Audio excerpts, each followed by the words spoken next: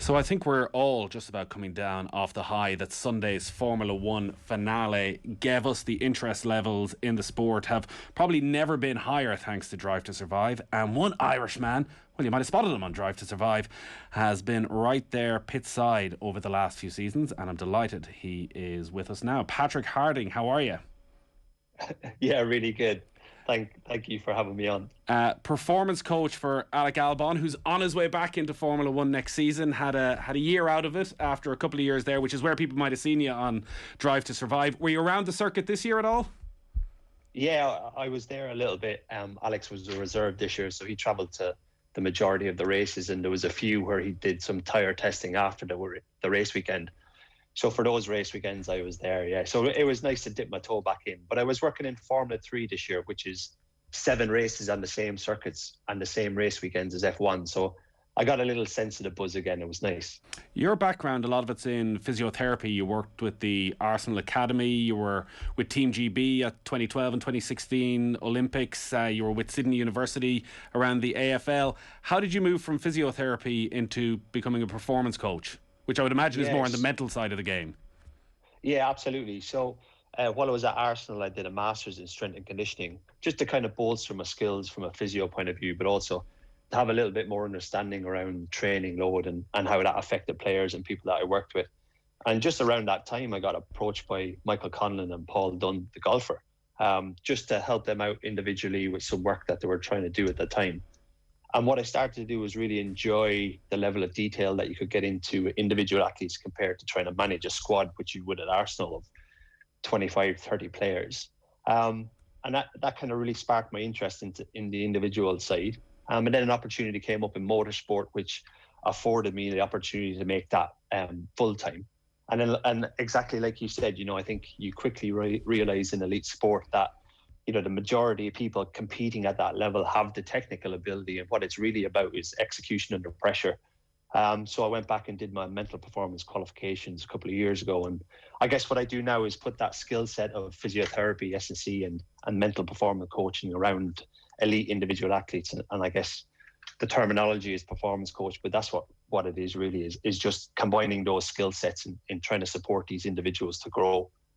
I hadn't realised you'd been involved with Paul Dunn, and golfers are perhaps the most interesting of all sports people when it comes to working with psychologists, and Padraig Harrington's work with Bob Rotella and various different people throughout the years. With Paul Dunn, whenabouts did you start working with him? So I worked with Paul, actually, probably from the end of his first year as a pro until probably like 2 seasons on. So I was with him when he had the BMW Masters win, and yeah, he had some really good top 10 finishes. And I think what you saw with Paul over the last few years is just a young guy in professional sport adapting to the lifestyle, adapting to demands. And, what we do see with individuals, a lot of individuals of his age is, you get peaks and troughs of performance. And he seems to be coming back pretty well now, and hopefully he'll find some consistency in his game and get back to where he was before. Yeah, here's hoping. So in terms of Formula One and your work with Alex Albon, are you employed by the Red Bull racing team, or are you employed by the driver himself? So initially it was through the Red Bull racing team, but that was specifically with Alex, and I actually moved from Formula 2 to Formula 1 with Alex. Now that we moved to Williams, it's 50-50, so it'll be 50% with Williams and 50% with Alex. But what tends to happen with performance coaching in F1, kind of like golf and caddies, although they're very different roles, is that you move with the driver. So you move teams kind of wherever the driver goes, you go. So yeah, I'm looking forward to a little bit of a change of scenery next year and see what it's like at Williams. Yeah. In terms of what you do with an individual like an Alex Albon, on the outside you would look at Formula 1 drivers and think confidence wise they all look absolutely bulletproof. To get to the absolute pinnacle of your sport, to take the risks that they take, there can be no room for doubt. I guess there'd be no need for you if there was no doubt, though. Absolutely. And again, you look at that young generation of Formula 1 drivers: Lando Norris, George Russell, Alex Albon, Charles Leclerc, Nicholas Latifi to a certain extent. Those guys all came up, Pierre Gasly, they all came up together through karting. So there's quite a familiarity there. And we have an assumption about professional athletes that just because they're in that environment, like you said, they're bulletproof. But actually what you see with that group is a group of young individuals who have been in the bubble of motorsport for the majority of their adult lives. And they actually don't get the exposure to, I guess, normal environments that we would have, where we've developed our emotional strategies. And actually, sometimes they're the ones who need even more support because they haven't had that exposure. So while they're very confident and competent in their technical application, a lot of the work, like you said, is supporting them through the pressures of being in a sport where there's only 20 places on the grid in the world. And actually the media scrutiny and the level of people kind of, I guess, getting involved in your lifestyle is through the roof compared to any other sport in the world. So, you know, you just have to look at the fallout after the Verstappen and Hamilton tussle at the weekend. You know, it's all over the world. And at times during Alex's Red Bull career, you know, he was on the front and back pages of newspapers, and that's a difficult thing for a young guy to handle. So a lot of the time, that's what you're really supporting them with. From the outside, it seems as though a lot of them would be very similar personalities, though, that they would be that more type A personality where they're incredibly focused, incredibly ambitious and competitive. Is there room for different types of personalities on the grid when you get to that high level, or does everybody need to actually have a similar sort of set of characteristics? I think what you find is that each of those drivers has a very specific drive, an emotional drive, not a physical drive, but an emotional drive that has been the driving force for them to get to that point in their careers. They've obviously also had the technical ability to support that. And some of them have also had billionaire fathers, but that's a different story. But they will all have certain elements that will have gotten them to that point. They all absolutely have different characteristics in terms of their personality. You know, you take somebody like Alex and George, who are best friends, you know, it's safe to say, and I would say to George himself, he loves the media, he loves the spotlight, he loves getting his picture taken. Alex is the complete opposite, even though they're best mates. He doesn't like being in front of the camera. If all he had to do was drive, then it would be the perfect job for him. So even though there's similarities in terms of what makes them successful, their individual personalities can differ quite a lot. And even if you talk about cross sports, and I work with Michael Conlon, I've been working with Michael since he turned professional. Alex and Michael couldn't have come from two different backgrounds and exist in two different worlds in terms of their sport. But actually, there's a real understanding between the two of them around what makes them successful.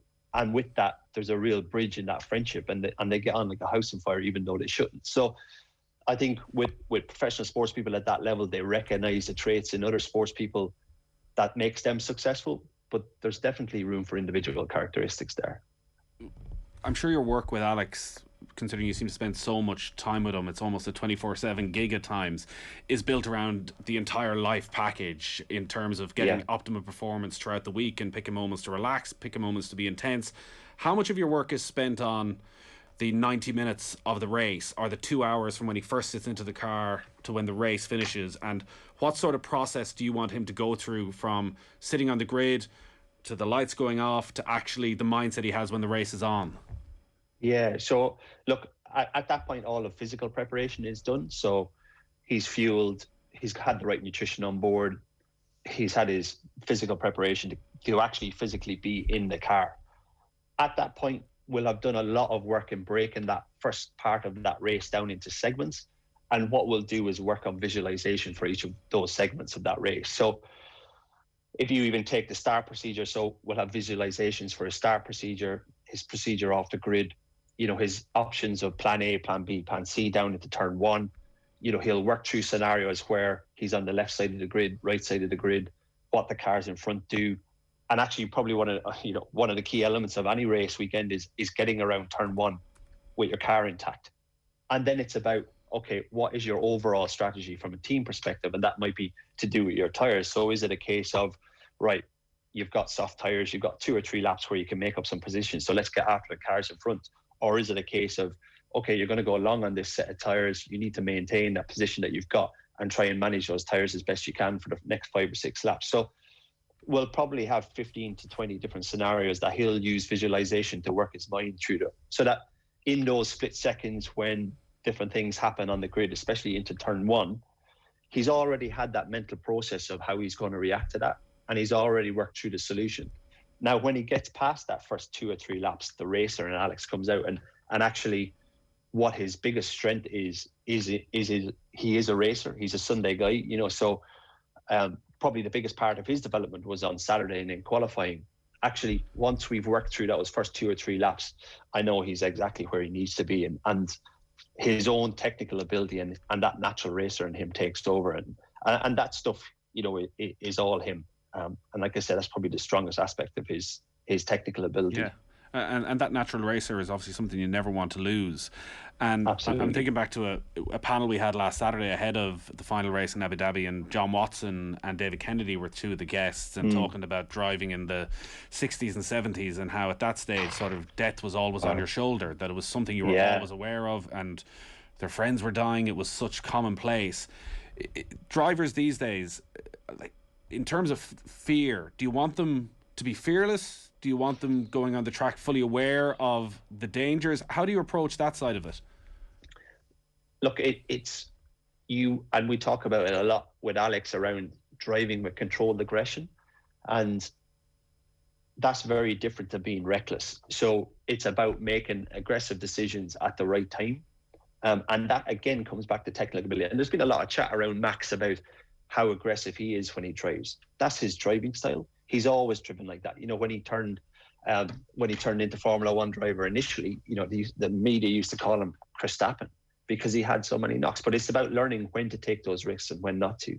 I think they all respect the speed that they drive at, and unfortunately, accidents still do happen. You know, look at Jules Bianchi a few years ago, and unfortunately, look at Antoine Hubert in Formula 2 a couple of years ago in Spa. You know, that was Alex's first race weekend at Red Bull. So unfortunately, they understand, and obviously look at Romain Grosjean's how does the crash how does the conversation go with Alex after a weekend like that? You know what? You don't get to that level without having a few accidents. And Alex has had a couple of big shunts. And I think once you've had a few, they really understand how safe these cars actually are. And like I said, you just have to look at Grosjean's accident in Bahrain last year to appreciate the level of safety that these cars actually carry. And they have, you know, ultimate confidence that when they are in that car, they're as safe as they're going to be. And Alex will laugh and say he's safer in his Formula One car than he is on the M1, because he knows everybody around him is, you know, at the level of driving that he is. So, yeah, look, you don't spend a lot of time talking about it because it's something that you don't necessarily draw attention to. That crash in Bahrain, you know, all the drivers were back in the pit lane and it was replaying on the TV. For all those guys, once they know that the driver is out of the car, then that's it. They've moved on already. And, you know, that crash happened. Alex came straight on the radio. He was in front of the crash. He'd come around the hairpin and looked back up and just saw the ball of flames. And he came straight on the radio and he was like, who was it? Are they okay? By the time he got back around to the pit lane, we knew it was Grosjean. We knew he'd gotten out of the car. And that's it. Alex has moved on already. Once they know they're safe, then that's it's like a driver's code, you know. Is the driver okay? Irrespective of what rivalries you've got, is the driver okay? And once they know they're okay, then they're on to, okay, where am I on the grid? Is it going to be a safety flag restart? Is it a rolling start? What's the technical, you know? So, yeah, we don't spend a lot of time on it. You mentioned there that the drivers, because they're all on the same level, there's that respect for each other. And people often look at Formula One and say, oh, it's not about the drivers now, it's about who has the best car, but then the best drivers get the best cars. When you are looking through that grid, what is it that separates the guys who are at the top of the grid from the bottom of the grid? Probably a mixture of technical ability and natural racing skill. And look, you look at any sport, I think what highlights it even more is that, again, F1 is so condensed. There's 20 seats in the world. Whereas if you look at the Manchester City squad or the Liverpool squad, there's players on varying abilities, even though they're all professional footballers. And that's none different than it is in Formula One. You cannot argue that, Lewis Hamilton and Max Verstappen are probably the two hottest drivers in Formula One at the minute. But in the right car, somebody like a Charles Leclerc, somebody like a George Russell, somebody like a Lando, somebody like an Alex, they could win a championship. So there's probably 8 or 9 drivers there that have the capacity to win a championship, but maybe aren't in a championship winning car. And I think that's what we saw this year with Max. He's had 6 years in Formula One. youngest ever driver to win a Formula One race. He won a Formula One race before he was allowed to drive a road car. He didn't have a road car license. And it was a bit of a case over the last few years of, well, when are Red Bull going to have a car that is capable of challenging Mercedes? And what we saw this year was a Red Bull car that was capable of challenging Mercedes. And then we had what we had last weekend, which was a race to the finish, which was, incredible for the neutrals to watch. I don't know if you could describe yourself as a neutral with that Red Bull side of things, but what was it like being around it over the last few weeks, the sort of rolling circus that is Formula One? How different was it compared to even when you started out in the sport? And yeah, just looking closely at Verstappen and Hamilton, it seemed just sort of as intense a sporting rivalry as you could get right now. Yeah, 100%. And I think there was Max had huge momentum, and then in Brazil, when Max probably should have taken another step forward, the race format over that race weekend with the sprint race and then the feature race on the Sunday really gave Hamilton an opportunity to, take that grid penalty and get himself backed up there. And to win that race, it definitely felt like there was a bit of a shift of momentum back to Lewis in terms of, I guess, that confidence in the car and the car being in a place. And then the car itself found some incredible pace over the last few races. So I think it was like one of those classic boxing matches, 12 rounders where, each round a different fighter comes out swinging. And I think that's what you saw, which was two drivers probably, Lewis is going for his 8th World Championship and Max is probably just hitting his stride in terms of what he's capable of. So it was a really incredible atmosphere in the garage and, in the factory over the last few weeks. And I think, irrespective of your opinions on what happened and Mike Massey and his calls, I think either driver deserved to win that championship. And get off the fence, Patrick. Come on. What did you really think of Michael Massey's call? Let's just say he's got himself a lifetime supply of Red Bull, that's for sure. But he had the right to make that call, but it was a very strange call. You either don't unlap any cars or you unlap them all. To choose the 4 cars in between Hamilton and Verstappen, unlap them and then go, right, safety car in, let's do this. And Max on fresh tyres and Lewis on 35, 40 lap olds, hard tyres. There was only going to be one winner. And I think that's the frustration. Although he had the capacity and the authority to make that call, it was a very strange call. Yeah. But I'm not complaining. I'm sure you're not, and I'm sure nobody around Red Bull is. The interest levels are obviously off the scale, largely driven, it seems, by Drive to Survive. And I'm one of those people who's a lapsed Formula One nut and absolutely loved it during the Senna, Prost, Schumacher years, and sort of drifted out and went along with that assumption that it's all about the cars now, not about the drivers. Have you noticed, been around the grid, the impact that this title race and Drive to Survive has had? Does it feel like a rejuvenated, a changed sport? Absolutely. And I think what it's done is brought in a new generation of fans that are younger, more clued into social media. You just have to look at Twitch and, the younger drivers' social media accounts and the level of followers that those guys have. And that's predominantly come through Netflix. I think what Sky Sports and Channel 4 can be guilty of at times is their commentary being so technical that can actually turn off the neutral. But what you do with somebody like with Netflix is, and the reason that a lot of us follow football teams or we get invested in certain sports people is there's an emotional attachment there. We find a little out about their story and we connect with that and then suddenly we follow them and we're looking out for them. And that's exactly what Netflix did. It gave us an insight into these drivers as who they are as human beings and actually some of the really difficult stories that some of them had, Alex included, in how they've gotten to Formula One. Obviously there's some guys who have fast tracked and that's why they're there.